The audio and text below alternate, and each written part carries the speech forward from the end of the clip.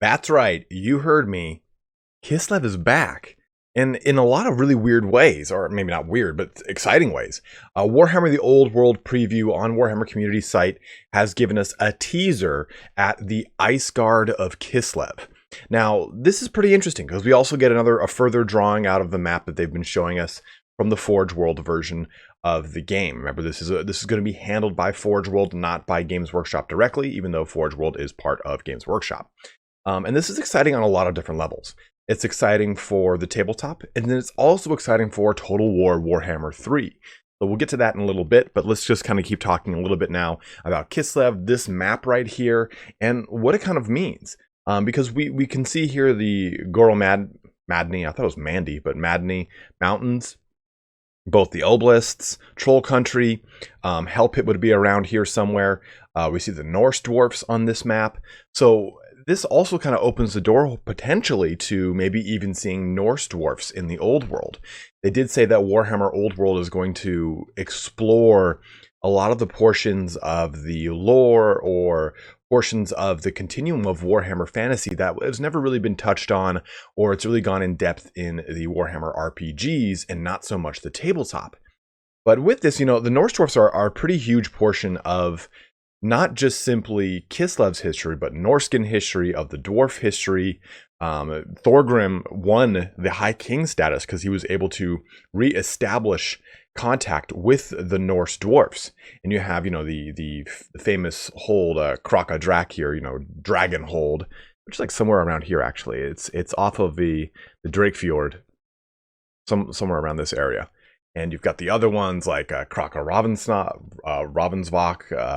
Dorden, a bunch of the other ones. There's like 4 main holds of the Norse dwarfs. So this might even potentially open us up to a different Norse dwarf faction in Warhammer the Old World that is different, of course, than the Warhammer dwarfs that we've come to know and love. And it might, again, go on to further influence portions of Age of Sigmar armies. Maybe after these creation of Norse dwarfs, of these KISLEV factions in the Old World, we can then use them in Age of Sigmar in the free cities. So I'm really excited to see how this kind of pans out. I mean, we have no idea how this is going to cross over, but like I've said before, Warhammer 30K crosses over into 40K.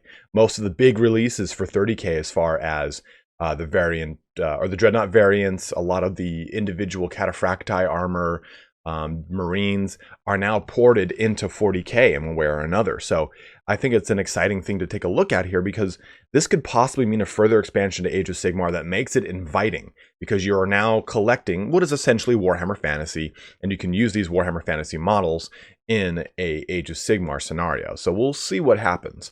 But keep in mind, though, apparently Warhammer the Old World is going back to square bases.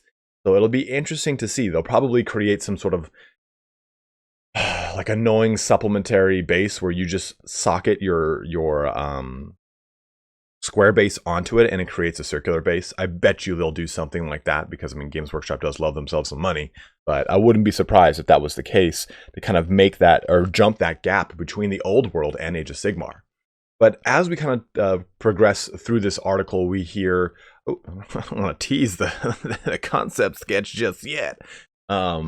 They talk a little bit about the Ungol Horse Archers, the KISLEVite Winged Lancers, and how these make up iconic portions of the KISLEV army, and how basically the Old World is going to be revisiting those classic iterations of the old Warhammer KISLEV forces, the old allied contingent that I think was present in, I think it was 7th edition was the last time it was updated. But we get this, though.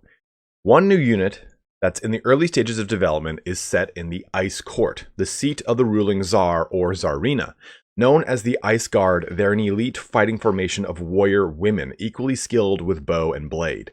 But where they differ significantly from other KISLEVite units we've seen in the past is that they are able to channel the elemental magic of their realm in similar manner to their Ice Queen, the most powerful practitioner of this unique form of sorcery. Here are some awesome pieces of concept art for the Ice Guard, courtesy of Forge World's Mark Bedford. Now, the unique sorcery they're talking about is ice magic. KISLEV had access to Ice Magic. If you want to see my video on Ice Magic, it is in the upper right corner there. We went through the entire lore and how I think it would be translated into Total War Warhammer. But the concept art for these is really sick. And I think what makes this exciting to me is that if Warhammer the Old World is tackling KISLEV, then I think that we can kind of look at these as a double concept art.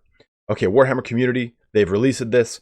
It's for Warhammer the Old World, and we know it's going to come into the tabletop version of the game.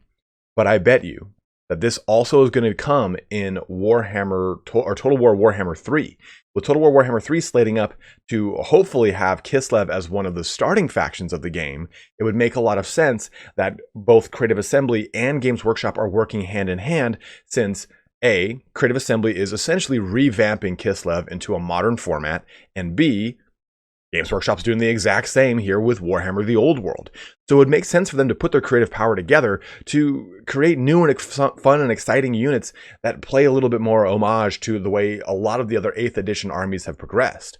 And Ice Guard might actually even be more of a nod in the direction of the way some of Age of Sigmar's units have gone. When you take a look at the Stormcast Eternals, you have, I think it was the Sequitors, which basically have small spells that they can use in themselves to enchant their weaponry. I think they're actually chants or prayers. I can't remember 100%. But I bet you the Ice Guard will take that same direction. We see this in Total War Warhammer as bound abilities. We see this in Age of Sigmar as, again, those chants and spells and abilities. And it would be interesting to see if this unit kind of takes on something like the Sisters of Avalorn, but with the ability to use some limited form of ice magic or enchanting of their blades. As we can see down here, judging by the enchanted ice that wreathes their blades and arrow tips, we reckon they'll make for some cold-hearted killers on the battlefield. So maybe they can actually enchant their weapons. I assume the models themselves will look enchanted already, but maybe they can say, okay, I'm going to take this turn. Rather than my shooting phase, I'm going to use this, or during my magic phase, I'm going to do this, and I'm going to thus enchant my weaponry. So looking at these models, or I'm sorry, these concepts for these models, I think it's a really exciting thing. I think it's really exciting to see what this could possibly mean on a lot of different fronts, right?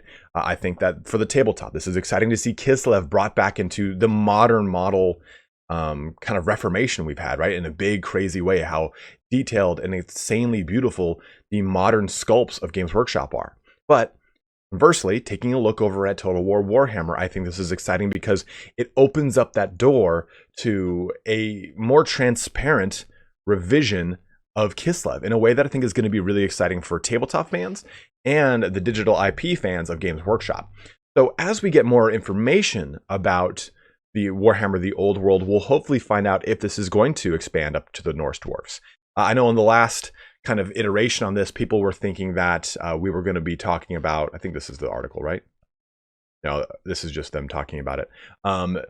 We were going to be talking about the time of 3 emperors, and that would be fine here. It does say Tsar or Tsarina. It does also mention, land of the Ice Queens. So it's interesting because the Ice Queens necessarily, it typically is hinting towards Katarina, the Tsarina, which took over after Boris. So it says Ice Queens here, so there have been multiple Ice Queens of KISLEV, so I wonder if we're going to be at a different time, or we're just going to look at a bunch of different portions of the timeline of KISLEV.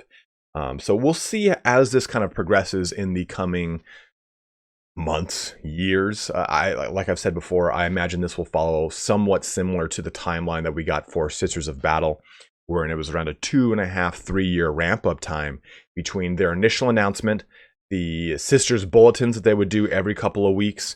It was about a monthly update, I think, on the Sisters Bulletins, followed by, a final teasing of some new models, and then the eventual Adepticon reveal, and so on and so forth. So I think that by 2021, early 2021, we should finally start to see glimpses of the model range of Warhammer the Old World before finally being able to sink in by the end of, hopefully the end of 2021. Kind of gearing up for a Q4 reveal of this. I'm being really optimistic. It's probably going to be 2022. It'll probably kind of coincide with a Warhammer 3 launch, slightly after, because they'll like I said, they'll probably pull in stuff from KISLEV. I wouldn't be surprised now that we see KISLEV in this article. I wouldn't be surprised if we start to see some of the further Eastern countries kind of come to life, empires come to life, Nippon and Cathay, the ones that always people want to hear about, that are always just kind of mentioned in small little blurbs and banners on the sides of the rule book as you're reading through. So hopefully, guys, we'll get more information about KISLEV, about Warhammer the Old World in the coming weeks and months. But as always, thank you so much for watching here today. Don't forget to like, subscribe, all that kind of fun action. But have a good one and take care.